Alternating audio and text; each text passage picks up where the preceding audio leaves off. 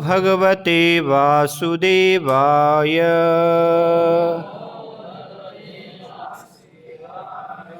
ओम नमो भगवते वासुदेवाय।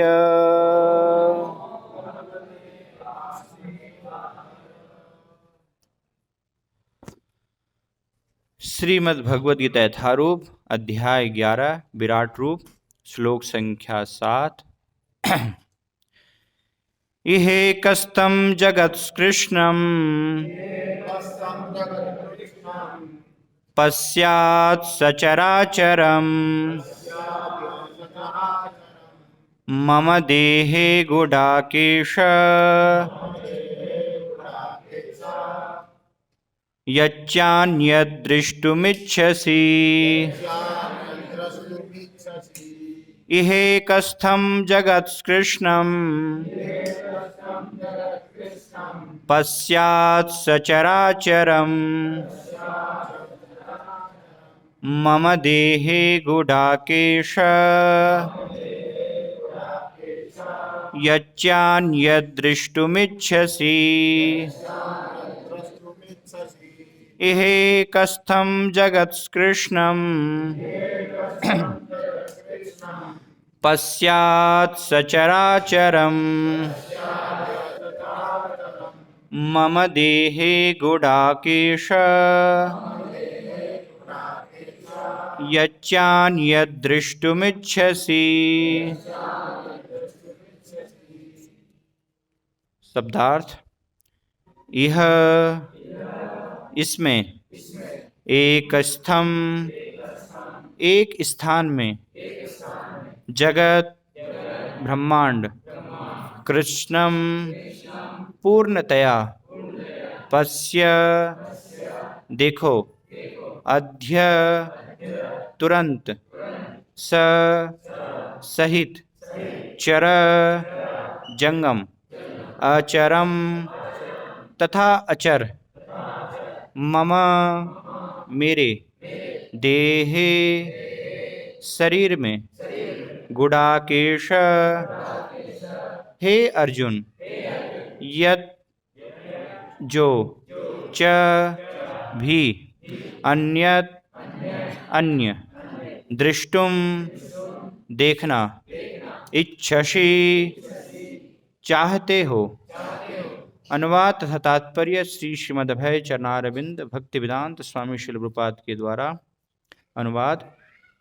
हे अर्जुन, तुम जो भी देखना चाहो उसे तत्क्षण मेरे इस शरीर में देखो। तुम इस समय तथा भविष्य में भी जो भी देखना चाहते हो उसको यह विश्व रूप दिखाने वाला है। यहाँ एक ही स्थान पर चर अचर सब कुछ है। तात्पर्य।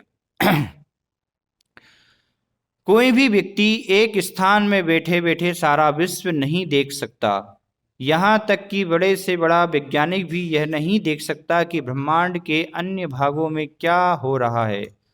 किंतु अर्जुन जैसा भक्त यह देख सकता है कि सारी वस्तुएं जगत में कहाँ कहाँ स्थित है।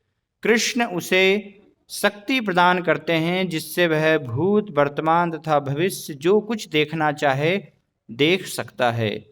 इस तरह अर्जुन कृष्ण के अनुग्रह से सारी वस्तुएं देखने में समर्थ है।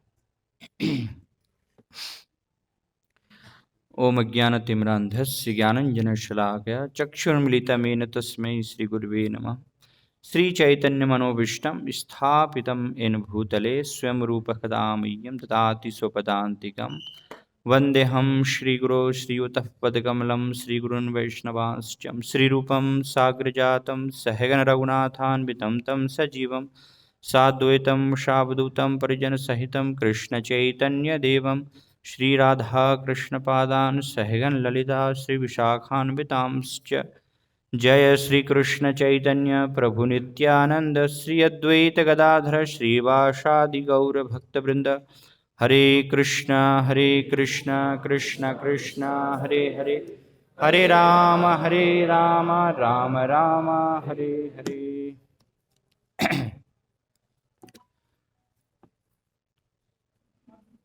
बाद में ले सकते हैं, अभी क्लास होगी ना, अभी थोड़ा या पीछे से सामने से, ठीक है। हरे कृष्णा।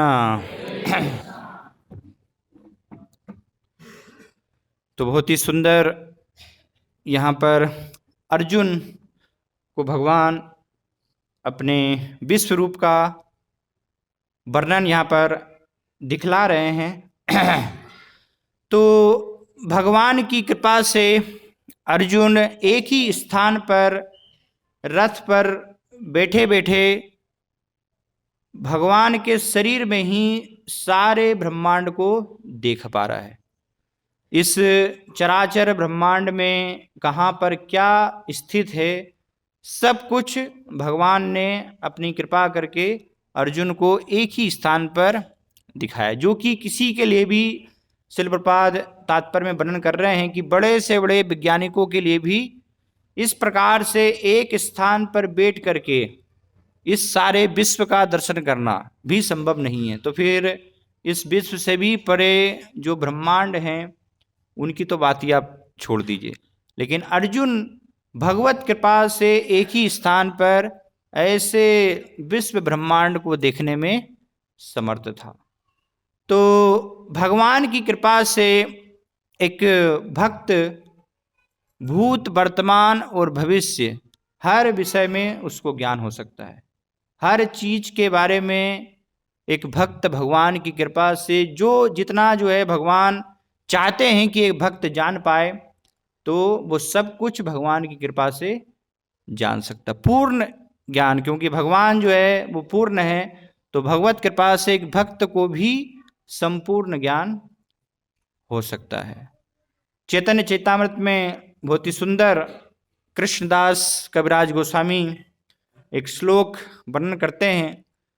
तो चैतन्य चैतामृत में कहते हैं, पंगुम लंघयते शैलम मूकमा वर्तयेच्युतम यत् कृपा तमाम वंदे श्री चैतन्यम नमामितम।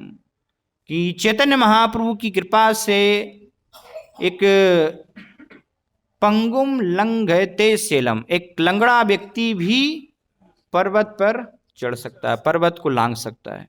या मूकमा वर्तयेच्युतम, एक जो व्यक्ति ऐसा जो कि बोल नहीं सकता है, जो गूंगा व्यक्ति है, वो भी वेदों का उच्चारण कर सकता है। या एक बच्चा जो है वो शास्त्रों के निष्कर्ष को समझ सकता है। कैसे समझ सकता है? भगवान चैतन्य महाप्रभु की कृपा से। भगवान की कृपा से कुछ भी संभव नहीं है, असंभव कार्य भी संभव हो जाते हैं। यदि भगवान चैतन्य महाप्रभु का स्मरण किया जाता है तो उनके स्मरण मात्र से कथश्चन स्मृते यस्मिन सुकरम दुष्करम सुकरम भवेत, कि अगर भगवान का स्मरण किया जा रहा है तो उसके द्वारा जो कठिन से कठिन कार्य हैं, जो दुष्कर है करने में, ऐसे कार्य भी बहुत ही सरल हो जाते हैं। और इसके विपरीत अगर भगवान का स्मरण नहीं हो, भगवान की कृपा नहीं हो, तो विस्मृते विपरीतम स्यात्, अगर उनका विस्मरण हो जाए, उनका हम विस्मरण नहीं करें, तो सरल से सरल कार्य भी क्या हो जाता है? कठिन हो जाता है। जो कार्य आसानी से किया जा सकता है, ऐसा कार्य भी हम अपनी योग्यता होते हुए भी, किसी के अंदर बहुत सारी योग्यता हो सकती है, कोई एक विशेष स्पेसिफिक फील्ड में दक्ष हो सकता है उस कार्य क्षेत्र में, लेकिन वो कार्य क्षेत्र की दक्षता के बाद भी अगर भगवत कृपा ना हो तो वो कोई भी कार्य करने में समर्थ नहीं होगा, सरल कार्य भी संभव नहीं हो पाएगा। तो इसको समझना बहुत ही महत्वपूर्ण है। ये पूरा जो है भगवत कृपा से कैसे हर कार्य जो है संभव होता है, ये भक्ति का सार है।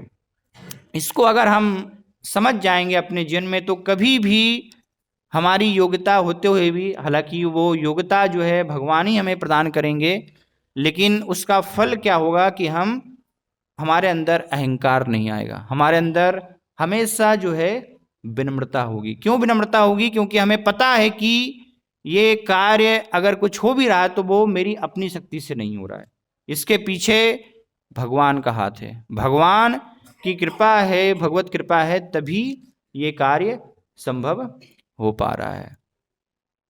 एक बार शिल प्रपाद ने जो है अपने शिष्यों को चैतन्य चरितामृत के 17 जो है वॉल्यूम, जैसे श्रीमद् भागवतम के 18 वॉल्यूम है, देखिए आप लोगों ने यहाँ पर श्रीमद् भागवतम सेठ उपलब्ध है, उसी प्रकार से चैतन्य चैतामृत है चैतन्य महाप्रभु की जिसमें लीला है, तो उसके भी 17 जो है सबसे पहले भाग वॉल्यूम जो है वो प्रिंट हुए। तो शिल प्रपाद ने अपने शिष्यों को कहा कि 2 महीने में ये 17 भाग प्रिंट करना है। तो जो प्रिंटिंग उस समय उनके शिष्य देख रहे थे तो उन्होंने आपस में चर्चा की। उस समय 2 महीने में एक भाग को वो प्रिंट कर पा रहे थे। तो आपस में चर्चा करके शिल प्रपाद के पास आते हैं और बोलते हैं कि प्रपाद, ये तो 2 महीने के अंदर 17 भाग प्रिंट करना चैतन्य चैतामृत असंभव कार्य। तो शिल प्रपाद ने कहा कि जो असंभव शब्द है वो मूर्खों के कोश में होता है। सुना आप लोगों ने, impossible word is fools dictionary, है ना, कि असंभव शब्द जो है मूर्खों के शब्दकोश में पाया जाता है। तो सभी शिष्यों ने समझा कि जैसे शिल प्रपाद की इच्छा है कि हम इसको प्रिंटिंग करें, तो उन्होंने प्रयास किया कि ठीक है शिल प्रपाद चाहते तो हम प्रयास करेंगे। तो जो कार्य 2 महीने के अंदर, केवल 2 महीने में जो है एक भाग प्रिंट कर पा रहे थे, तो वही जब उन्होंने प्रयास किया तो 2 महीने में सारे 17 वॉल्यूम प्रिंट करके शिल प्रपाद को ला करके दे दिए। तो शिल प्रपाद ने भी जब देखा तो कि कितना आश्चर्य। शिल प्रपाद के लिए हालांकि वो आश्चर्य नहीं था, क्योंकि शिल प्रपाद को कृष्ण पर पूर्ण भरोसा था, कृष्ण की शक्ति पर पूर्ण विश्वास था कि अगर कृष्ण चाहें तो कुछ भी असंभव नहीं है, सब कुछ कृष्ण के लिए, उनकी कृपा से सब कुछ संभव हो सकता है। और वो शिल प्रपाद ने अपने जीवन से दिखाया। जब शिल प्रपाद अमेरिका गए तो अमेरिका जहाँ पर कि कोई उनके पास सहायता नहीं है, और 3 हार्ट अटैक आने के बाद जो है शिल प्रपाद गए, तो एकमात्र उनकी आशा यही थी कि भगवान जो है लेकर के आए हैं तो कुछ ना कुछ उनकी जो है योजना है, तो मुझे भगवान की जो है इच्छा से जो मेरे गुरु का आदेश है वो मुझे बस पालन करना है, बाकी भगवान की कृपा से सब कुछ संभव होगा। तो ऐसा स्थान जहाँ पर कि किसी से कोई परिचय नहीं है, अमेरिका जैसे स्थान में लोग जिन्होंने कृष्ण के बारे में कभी कुछ सुना नहीं है कि कृष्ण कौन है, राम कौन है, भगवत गीता क्या है, उन्हें पता भी नहीं है। शास्त्र भारत में तो कम से कम पता है, लोग जानते हैं, बचपन से कहीं ना कहीं हम जो है धर्म से जुड़े हुए होते हैं तो थोड़ा हमें पता होता है।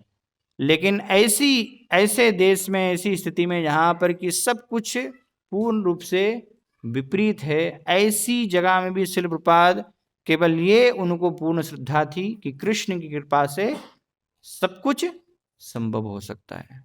तो उस विश्वास के साथ जो है शिल प्रपाद गए, और उसका परिणाम हम देखते हैं कि सारे विश्व में ऐसे ऐसे जो है स्थान जहाँ पर कि भक्ति का प्रचार जो है असंभव शायद कार्य है, उन स्थानों में भी आज जो है वहाँ पर कृष्ण भक्त हैं लोग। तो शिल प्रपाद और शिल प्रपाद की कृपा से उनके शिष्यों ने ऐसे देशों में जो है ये कृष्ण भक्ति का प्रचार किया। तो इसलिए बताया गया है कि कृष्ण की कृपा से, अगर भगवत कृपा हो तो भगवत कृपा से सब कुछ संभव है, कठिन से कठिन कार्य भी संभव हो जाता है। चैतन्य महाप्रभु की लीला में एक बहुत ही सुंदर एक लीला आती है कि एक बहुत ही महान जो है पंडित थे, उनका नाम था केशव काश्मीरी। केशव काश्मीरी जो है बहुत विद्वान थे, और हर एक स्थान में जाकर के जो भी विद्वान होते थे उन स्थान के, तो उनसे वो शास्त्रार्थ करते थे, और शास्त्रार्थ में सारे भारतवर्ष के उन्होंने लगभग बड़े बड़े सभी पंडित सबको परास्त कर दिया था। तो सारे भारतवर्ष में परास्त करने के बाद वो नवद्वीप आए, क्योंकि नवद्वीप उस समय जो है विद्वत्ता के क्षेत्र में बहुत ही प्रबल स्थान था, बहुत महत्वपूर्ण स्थान था। तो सारे भारत के जो है स्थानों में उन्होंने महान दिग्विजय, महान पंडितों को हराया था, लेकिन नवद्वीप के पंडितों को उन्होंने नहीं हराया था। तो नवद्वीप वो आए कि यहाँ पर भी मैं शास्त्रार्थ करूँगा, जिससे कि पूरे विश्व में मैं दिग्विजय हो जाऊँ। तो उस इच्छा को लेकर के नवद्वीप आए। तो नवद्वीप में जो भी महान विद्वान थे, पंडित थे शास्त्रों के, उन्हें जब पता लगा कि केशव काश्मीरी आए हैं, तो तुरंत जो है उन्होंने अपना अपॉइंटमेंट दूसरी जगह फिक्स कर लिया कि हमें जो है इनसे शास्त्रार्थ में भिड़ना नहीं पड़े क्योंकि सब भयभीत थे उनसे कि हमारी पराजय हो जाएगी। इसलिए ना होते हुए भी तुरंत उन्होंने कुछ ना कुछ कार्य खोज लिया कि हम ये स्थान में हम तो बिजी हैं, इसलिए हम तो शास्त्रार्थ नहीं कर पाएंगे। तो सारे विद्वान जो भी थे वो सब चले गए, केवल एक जो है वहां पर रह गए, निमाई पंडित। जानते निमाई पंडित? निमाई पंडित अर्थात चैतन्य महाप्रभु, जो स्वयं कृष्ण हैं कलयुग में भगवत नाम का, हरिनाम का प्रचार करने के लिए स्वयं कृष्ण जो है चैतन्य महाप्रभु के रूप से प्रकट हुए। तो बचपन में जो है उनका नाम था निमाई पंडित, क्योंकि अपनी पाठशाला में व्याकरण में, शास्त्रों में बहुत ही दक्ष थे। तो इसलिए उनको सब लोग जो है नवद्वीप में निमाई पंडित बोल करके बुलाते थे। तो निमाई पंडित के पास जब केशव काश्मीरी आते हैं तो उनसे जो है वो शास्त्रार्थ करते हैं, अपनी विद्वत्ता चेतन महाप्रभु के सामने जो है प्रदर्शित करते हैं। तो चेतन महाप्रभु बड़ी विनम्रता से उनको कहते हैं कि मैं तो वास्तव में आपका शिष्य क्या, आपके शिष्य का भी शिष्य बनने के योग्य नहीं हूँ। तो इसका अर्थ क्या, ये सुन करके जो केशव काश्मीरी है, वैसे ही उनका अहंकार ज़्यादा था, क्योंकि सारे भारत के महान पंडितों को उन्होंने हराया था। और ये जब चेतन महाप्रभु ने कहा कि मैं आपके शिष्य का शिष्य भी बनने के योग्य नहीं हूँ, तो और जो है उनका अहंकार बढ़ गया। तो तुरंत उन्होंने, जहाँ पर कि उनकी भेंट हुई चेतन महाप्रभु से गंगा के तट पर, वहाँ पर हवा की गति से बहुत ही कम समय में गंगा माँ की स्तुति में 100 संस्कृत के श्लोकों की उन्होंने रचना कर दी, बहुत तेजी से।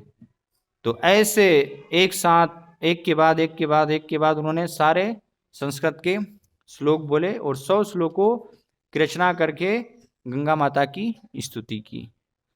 तो ये स्तुति करने के बाद जो है चेतन महाप्रभु से वो पूछते हैं कि बताइए कैसी ये स्तुति है। तो चेतन महाप्रभु ने कहा कि सब तो ठीक है, लेकिन बहुत सारी गलतियां हैं इसमें जो आपने रचना की है, बहुत सारी इसमें गलतियां भी हैं। तो इससे बड़ा अहंकार को ठेस पहुंची उनके कि मेरी जो है रचना में, मेरी स्तुति में गलती है। तुमने कहा केशव काश्मीरी ने चैतन्य महाप्रभु की एक तुम गलती दिखाओ, बताओ एक श्लोक में। तो चैतन्य महाप्रभु ने जो कि आंधी की रफ्तार से, ऐसी तेज रफ्तार से उन्होंने 100 श्लोकों की रचना की केशव काश्मीरी ने, तो उसमें से ऐसे 100 श्लोकों में से बीच में से एक चेतन महाप्रभु ने श्लोक लिया और वो श्लोक लेकर के उसमें व्याकरण की 12 गलतियां बताई कि कैसे ये संस्कृत के श्लोक में 12 गलतियां हैं, जिसमें से कि एक गलती जो है बहुत ही महत्वपूर्ण, बहुत ही प्रसिद्ध है। उसमें एक शब्द आता है भवानी भर्तु। भवानी भर्तु, भवानी भर्तु अर्थात भवानी अर्थात पार्वती जी, भव अर्थात शिव जी, शिव जी को भव कहा गया है, और भवानी जो कि शिव जी की पत्नी है। तो केशव काश्मीरी जो है रचना करते हैं यहाँ पर भवानी भर्तु। तो जिसका अर्थ क्या हुआ, चेतन महाप्रभु बताते हैं भवानी भर्तु मतलब जो शिव जी की पत्नी हैं उनके और भी अर्थात कोई दूसरे पति हैं उसका अर्थ ये निकलता है भवानी भर्तु का, कि शिव जी की पत्नी का दूसरा पति, इससे ये अर्थ आता है। क्योंकि भवानी शब्द अपने आप में वो प्रकट है कि पार्वती जी जो है वो शिव जी की पत्नी है, तो उसके आगे भर्तु शब्द लगाने का कोई प्रयोजन नहीं है संस्कृत श्लोक के अनुसार। तो ये चैतन्य महाप्रभु ने बीच के श्लोक में से जो उन्होंने ऐसी तेज गति से बोले थे उसमें से एक श्लोक लेकर के, और उसमें ऐसी 12 गलतियां उन्होंने बताई कि कितनी सारी ये गलतियां हैं। तो ये जब केशव काश्मीरी ने सुना तो सुन करके उनको वास्तव में समझ में आ गया कि हाँ इसमें गलती है, क्योंकि विद्वान थे वो, तो विद्वान हाँ, लेकिन उस समय अहंकार बस उन्होंने वहाँ पर प्रदर्शित नहीं किया। और सरस्वती माता के जो है वो भक्त थे, सरस्वती की पूजा करते थे, तो बाद में अपने घर जा कर के उन्होंने सरस्वती माता से प्रार्थना की कि आपने मुझे इस प्रकार से एक छोटे से बालक के समक्ष परास्त क्यों होने दिया है ना। तो सरस्वती माता ने जो है उनको स्वप्न में आदेश दिया कि जिनसे आपका जो है अभी परिचय हुआ है, जिनके समक्ष आप अपना अहंकार प्रदर्शित कर रहे थे, वो मेरे भी स्वामी हैं है ना, वो सभी के ईश्वर, परम ईश्वर है, साक्षात कृष्ण है, तो इसलिए आपको उनकी शरण ग्रहण करनी चाहिए। तो माता सरस्वती जब उनको आदेश देती है तो बाद में फिर केशव काश्मीरी अपना अहंकार छोड़ करके, अपना पांडित छोड़ करके चैतन्य महाप्रभु की शरण ग्रहण करते हैं। तो कहने का मतलब क्या है कि अगर चैतन्य महाप्रभु की कृपा नहीं है तो आपकी जो है विद्वत्ता, आपका पंडित्य वो भी किसी भी प्रकार से किसी काम का नहीं है, वो होते हुए भी कुछ भी आपको लाभ नहीं होगा। इसलिए इसको हमें अच्छे से समझना बहुत आवश्यक है कि भगवत कृपा से ही सब कुछ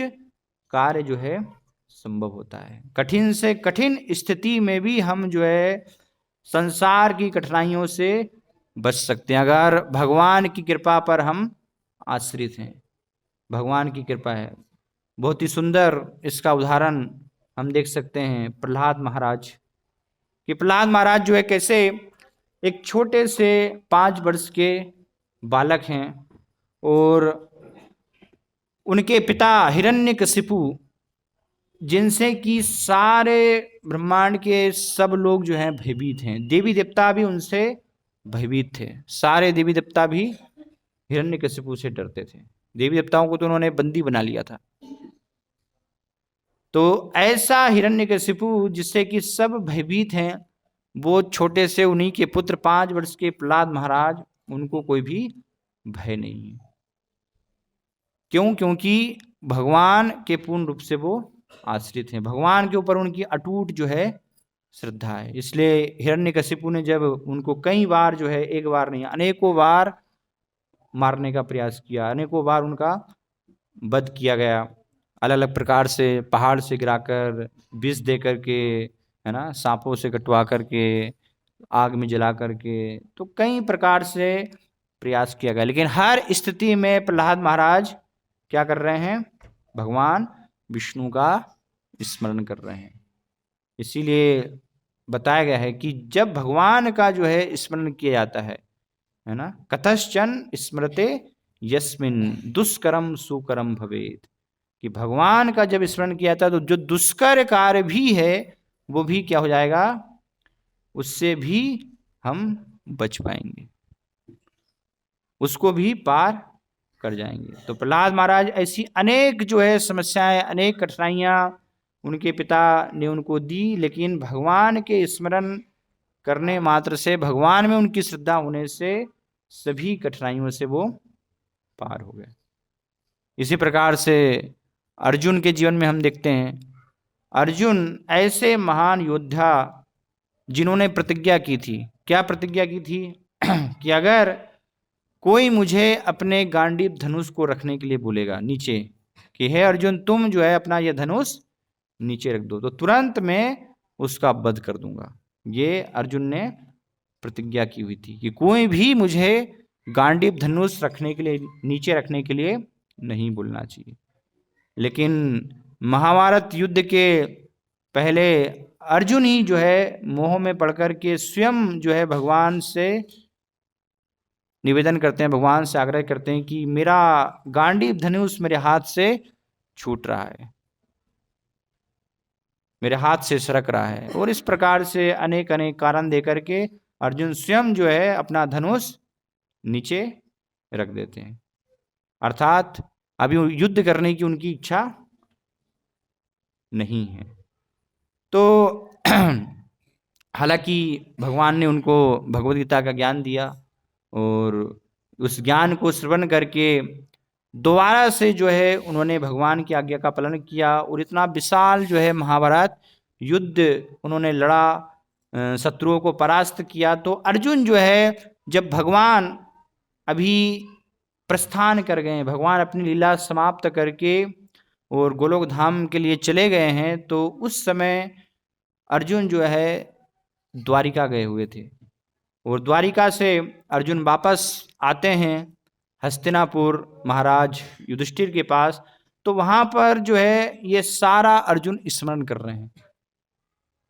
तो अर्जुन वहां पर बता रहे हैं, वर्णन कर रहे हैं कि कैसे जब भगवान साथ में थे तो अर्जुन महाराज युधिष्ठिर जो है उनसे पूछते हैं, जिज्ञासा करते हैं। तो अर्जुन कहते हैं, वंचितो हम महाराज हरिना बंधु रूपिना, कि जो हमारे जो है आराध्य थे, हमारे हमेशा साथ में रहते थे, एक मित्र के समान, एक बंधु के समान, हरिना अर्थात भगवान हरि, बंधु रूपिना जो कि बंधु के रूप में साथ में थे। तो वो जो है अब क्या है, वंचितो हम महाराज है, उनकी कृपा से हम वंचित हो गए हैं, अभी उनकी कृपा चली गई है। तो उनकी कृपा जब चली गई तो क्या है, येन मैं पहतम तेजो, उसके कारण जो मेरा तेज है, मेरा बल है, उससे मैं विहीन हो गया हूं। येन मैं पहितम तेजो येन विस्मापहन महत, कि जिसके द्वारा मैंने जो है बड़े बड़े देवताओं को भी आश्चर्यचकित किया था। अर्जुन जब भगवत कृपा थी, भगवान कृष्ण जो है अर्जुन के साथ में थे, तो अर्जुन ने महान से महान कार्य किए। अर्जुन जो है देवलोक में गया और देवलोक में जाकर के वहाँ पर बहुत सारे अर्जुन ने कार्य किए। अर्जुन ने एक बार जो है शिव जी पार्वती जी को उनसे युद्ध करके उनको जो है आश्चर्यचकित किया, उनको भी प्रसन्न किया अपने युद्ध से। जब द्रौपदी का स्वयंवर हो रहा था तो वहाँ पर महान महान योद्धा सारे जो है वो द्रौपदी से विवाह करने के लिए आए थे, लेकिन भगवान की कृपा से वहाँ पर भी अर्जुन जो है ऐसे कठिन जो लक्ष्य था, साध्य था, जिसमें कि द्रौपदी स्वयंवर में एक मछली को आँख को भेदन करना है, बिना देखे केवल उसकी परछाई जो है जल में नीचे देखना है और आपको लक्ष्य को भेदन करना है। तो ऐसे कठिन लक्ष्य को भी अर्जुन जो है भगवान की कृष्ण की कृपा से भेद पाए। और भेदने के बाद वहाँ पर युद्ध हुआ, क्योंकि सारे राजा जब हार गए तो उनसे सहन नहीं हुआ कि इतनी सुंदर जो है स्त्री है, तो अर्जुन कैसे, इनको एक ब्राह्मण कैसे ले जा सकते हैं। हालांकि वो लोग नहीं जानते थे कि ये अर्जुन है, क्योंकि अर्जुन ब्राह्मण के वेश में वहाँ पर गए थे कि एक ब्राह्मण, हम क्षत्रिय हैं और क्षत्रियों को तो बड़ा अहंकार होता है, तो इसलिए उन्होंने सोचा कि एक ब्राह्मण जो है वो लेकर के जा रहे हैं। तो युद्ध हुआ, कर्ण ने जो है अनेक अस्त्र शस्त्र अपनी कला कौशल जो है दिखाए, लेकिन अर्जुन ने भगवान की कृपा से सबको जो है परास्त कर दिया। वहां पर भीम जो है, अर्जुन महाराज युधिष्ठिर को बता रहे हैं कि कैसे भीम ने इतने महान कार्य किए, इतने सारे जो है धृतराष्ट्र के पुत्रों का वध किया। तो वो सब भी कैसे, भगवान की कृपा से। तो ये सारे जो है कार्य मैं कर पाया, क्यों, भगवान की कृपा से। और सबसे महत्वपूर्ण, इतना महान जो है युद्ध हम जीत पाए। तो युद्ध में भीष्म पितामह, द्रोणाचार्य, कृपाचार्य, कर्ण, अश्वत्थामा, ऐसे महान महान योद्धा, इनकी तुलना की गई है कि ये सब क्या है, सागर में एक बड़ी मछली होती है, व्हेल मछली, उसके समान है, और अर्जुन पांडव जो हैं वो छोटी सी मछलियां हैं। तो कौरव सेना के आगे कोई भी तुलना नहीं थी। पांडवों की किसी भी प्रकार से, लेकिन फिर भी भगवान की कृपा से सब कुछ संभव हो पाया। सारे महान महान योद्धाओं को भी अर्जुन जो है परास्त कर पाए।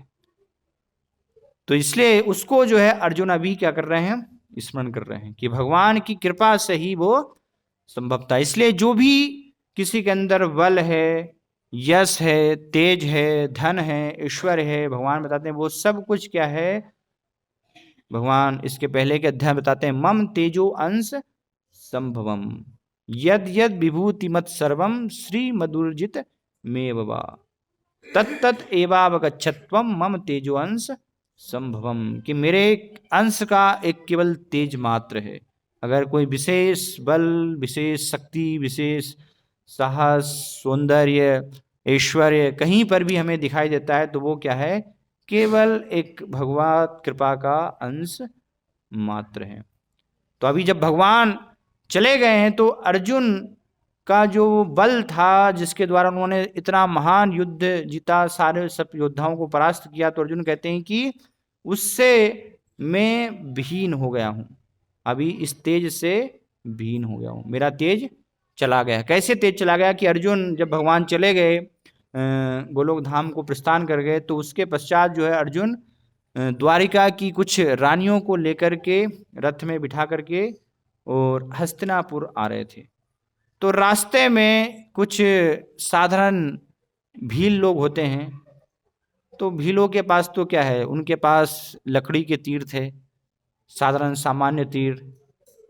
तो ऐसे तीरों से उन साधारण भीलों ने अर्जुन पर आक्रमण किया, और अर्जुन जो कि महारथी हैं, अतिरथी, महारथी में अर्जुन का नाम आता है, अर्थात जो अकेला व्यक्ति कई हजारों से युद्ध लड़ सकता है, उनको परास्त कर सकता है, ऐसे महारथी को कुछ सामान्य जो है 50-100 कुछ भील थे, उन जो है वो साधारण भीलों ने अर्जुन को परास्त कर दिया। वो द्वारिका की रानियों को छीन ले गए, अर्जुन कुछ भी नहीं कर पाए। तो ये जब अर्जुन के साथ हुआ तो अर्जुन इसको स्मरण कर रहे हैं कि अभी भगवान जब साथ में नहीं है, भगवान अभी चले गए हैं, तो भगवान की कृपा से वंचितो हम महाराजा, अभी हम वंचित हो गए हैं भगवान की कृपा से, तो उनके द्वारा इस कारण से ये न में पहतम तेजो, मेरा जो सारा तेज है, मेरा बल है, वो छीन लिया गया है। तो अर्जुन को स्मरण हो रहा है कि जो कुछ भी मैं कर पाया वो मेरी स्वयं की शक्ति नहीं थी, है ना, मेरा स्वयं का बल नहीं था कि मैं सोचूं कि नहीं मैं बहुत महान योद्धा हूँ, तो मैंने अपने कला कौशल से अपने क्षत्रियत्व के बल पर इन सारे योद्धाओं को परास्त किया। नहीं, केवल और केवल एकमात्र भगवान की कृपा से ही वो संभव हो। अर्जुन तो एकमात्र केवल निमित्त थे, इसलिए भगवान अर्जुन को कहते भी भगवद गीता में कि ये सारे योद्धा तो मारे जाएंगे, कोई भी वापस यहाँ से नहीं जाएगा, तुम केवल निमित्त मात्रेन भव्य सभ्य साचिनो, एकमात्र जो है निमित्त बनो जिससे कि श्रेय तुम्हें प्राप्त हो, मैं श्रेय तुम्हें देना चाहता हूं, वास्तव में सबको मारने वाला तो मैं ही हूं।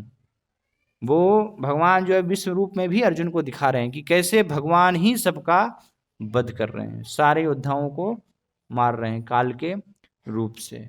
तो इस प्रकार से अर्जुन को ये साक्षात्कार हुआ कि कैसे भगवान के जाने के बाद उनका सारा बल, सारा तेज जो है वो चला गया, और कुछ साधारण जो है ऐसे लोगों को भी वो परास्त नहीं कर पाए। अभी वही उनके पास धनुष है, गांडीव धनुष है, वही अर्जुन हैं जिन्होंने कि इतने महान युद्ध में बड़े बड़े भीष्म पितामह जैसे योद्धाओं को, द्रोणाचार्य स्वयं गुरु, उनको ऐसे उनको परास्त किया है।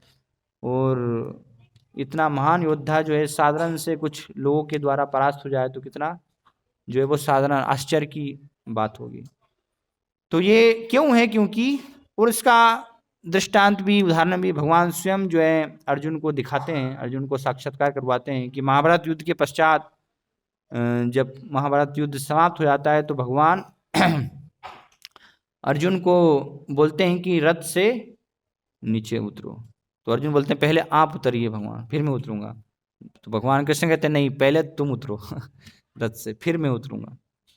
तो अर्जुन रथ से नीचे उतरते हैं उनको बोलते हैं कि रथ से उतर करके दूर आप जो है चले जाओ, और अर्जुन उतर जाते हैं और उसके पश्चात फिर भगवान रथ से नीचे आते हैं। तो जैसे ही भगवान जो है रथ से नीचे आते हैं, तुरंत रथ जो है विस्फोट होता है और जल करके पूरा खाक हो जाता है, कई उसके जो है टुकड़े हो जाते हैं। क्यों?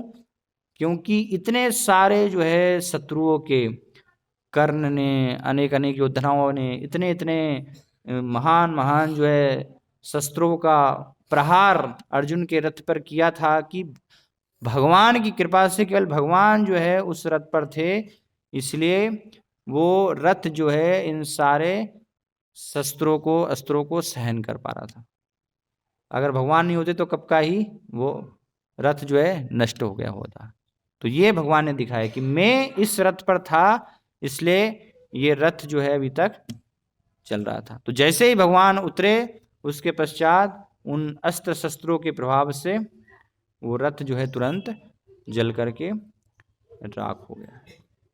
तो ये इसलिए इसको हमें समझना बहुत आवश्यक है कि कैसे हमेशा जो है भगवान की कृपा के ऊपर आश्रित रहना, भगवान की कृपा को समझने का प्रयास करना। वही अर्जुन जो है यहाँ पर इस श्लोक में बता रहे हैं कि कैसे भगवान की कृपा से अर्जुन जो है एक ही स्थान पर बैठे बैठे सारे विश्व का, सारे ब्रह्मांड का वो दर्शन कर पा रहे हैं। भूत वर्तमान भविष्य में क्या हो रहा है, जो कि एक साधारण मनुष्य के लिए जानना असंभव सा कार्य है। हमें अपने वर्तमान का पता नहीं होता है, भविष्य का और भूत में वो तो बात ही आप छोड़ दीजिए, हम स्वयं के बारे में नहीं जानते हैं, तो फिर ब्रह्मांड के बारे में, विश्व के बारे में वो तो कैसे संभव है।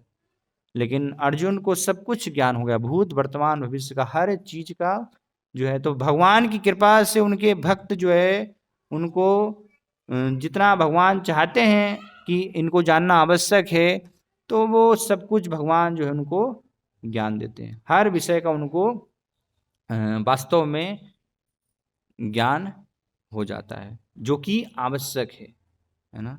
जिसका संबंध भगवान की भक्ति से है, जिसका संबंध जो है भगवान की सेवा से है, तो ऐसे हर विषय का ज्ञान भगवान अपने भक्तों को प्रदान करते हैं। उस ज्ञान से भगवान अपने भक्तों को वंचित नहीं रखते हैं।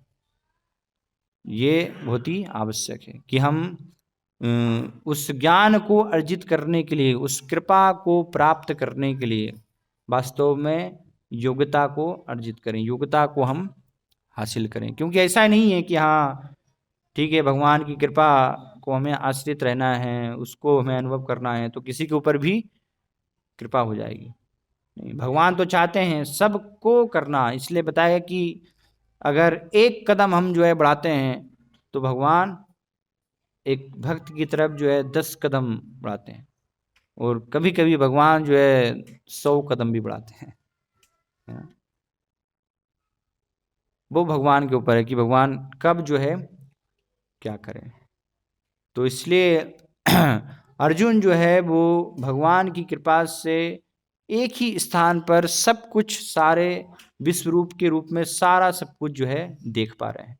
और इसके लिए भगवान जो है अर्जुन को उन्होंने क्या किया, दिव्य दृष्टि प्रदान की। तो इससे हमें विमोहित नहीं होना चाहिए।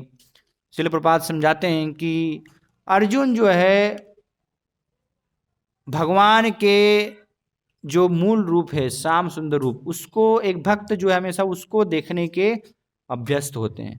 इसलिए ऐसे विश्व रूप को देखने में उनकी कोई रुचि नहीं होती है, वो विश्व रूप को वास्तव में देखना नहीं चाहते। तो इसलिए समाज के कल्याण के लिए, समाज के समक्ष जो है अपने ऐश्वर्य को भगवान प्रदर्शित करने के लिए, क्योंकि भगवान जब लीला करते हैं तो भगवान हालांकि माधुरी रस में उनकी लीला जो है बहुत ही मधुर है, लेकिन माधुरी रस में लीला के साथ भगवान जो है जब लीला करते हैं तो अपने ऐश्वर्य को भी प्रकट करते हैं। वो ऐश्वर्य जो है उनसे अलग नहीं है, भगवान से अलग नहीं है। तो इसलिए उनकी लीलाओं में ऐश्वर्य भी प्रकट होता है। तो इसलिए अर्जुन जैसे भक्त तो केवल भगवान के मूल रूप को ही देखने के लिए अभ्यस्त हैं। तो इसलिए जब विश्व रूप देखना हो तो विश्व रूप देखने के लिए क्या है, एक विशेष दृष्टि।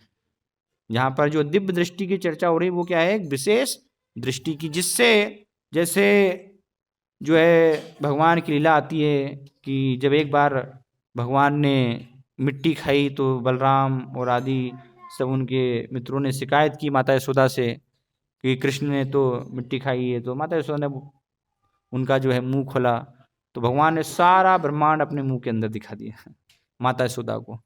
तो माता यशोदा ये देख करके और जो है उन्हें पता चला कि ये तो मेरा पुत्र नहीं है, मैं तो इससे अपना जो है पुत्र मान रही। तो बड़ा आदर सम्मान की भावना आ गई उनके लिए, कृष्ण के लिए, है ना, कि ये तो साक्षात जो है भगवान है जिनके अंदर सारा विश्व ब्रह्मांड उनके मुंह में उन्होंने देखा। हालांकि बाद में भगवान जो है अपनी योग माया शक्ति से उसको विस्मृत करा देते हैं, जिससे कि एक माँ का जो वात्सल्य प्रेम है उसका उस लीला को भगवान अच्छे से आनंद के साथ कर पाए, क्योंकि भगवान को वात्सल्य प्रेम में जो है और ज़्यादा जो है आनंद आता है।